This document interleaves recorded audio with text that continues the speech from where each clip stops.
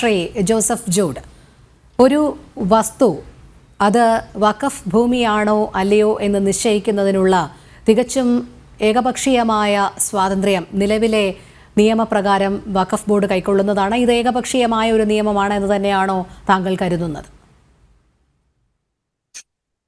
1995 ഈ വഖഫ് നിയമം അത് ചില വ്യവസ്ഥകൾ തീർച്ചയായും ഏകപക്ഷീയമായി തീരുമാനമെടുക്കാൻ വഖഫ് ബോർഡിനെ അധികാരപ്പെടുത്തുന്നുണ്ട്.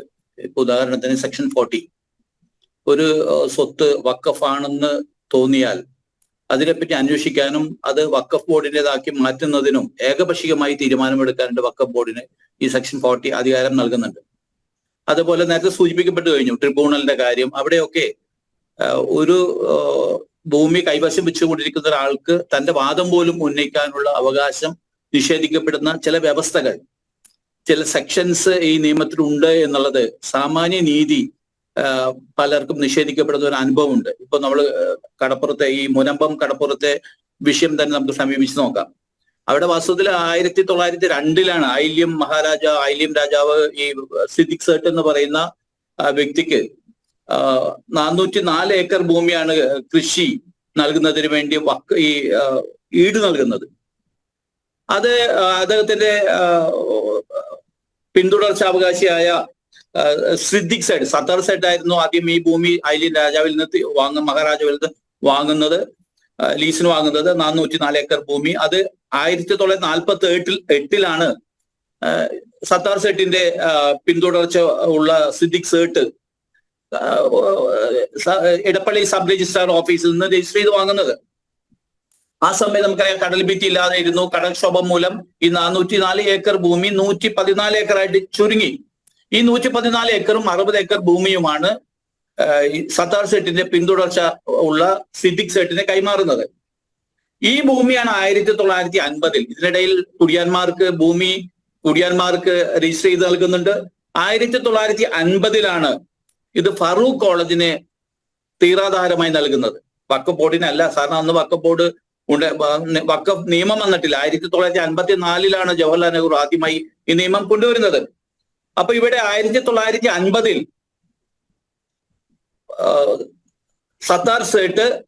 സിദ്ദിഖ് സേട്ട് ഫറൂഖ് കോളേജിന് കൈമാറുന്നു. സർവ്വവിധ ക്രയവിക്രയ അംഗീകാരത്തോടെയും ക്രയവിക്രയം ചെയ്യാനുള്ള അനുവാദത്തോടെയും കൂടിയാണ് ഈ ഫറൂഖ് കോളേജിന് ഭൂമി കൈമാറുന്നത്. അത് അങ്ങനെ കൈമാറി അതിനിടയിൽ ചില തർക്കങ്ങൾ ഉണ്ടായിട്ടുണ്ട്. അവിടുത്തെ തദ്ദേശീയ മത്സ്യത്തൊഴിലാളികളുമായി തർക്കങ്ങൾ ഉണ്ടായിട്ട് അങ്ങനെ ഹൈക്കോടതി തന്നെ ഈ ഭൂമി വാസ്തവത്തിൽ ഫറൂഖ് കോളേജിൻ്റെതാണെന്ന് വിധിക്കുകയും ചെയ്യുന്നുണ്ട്.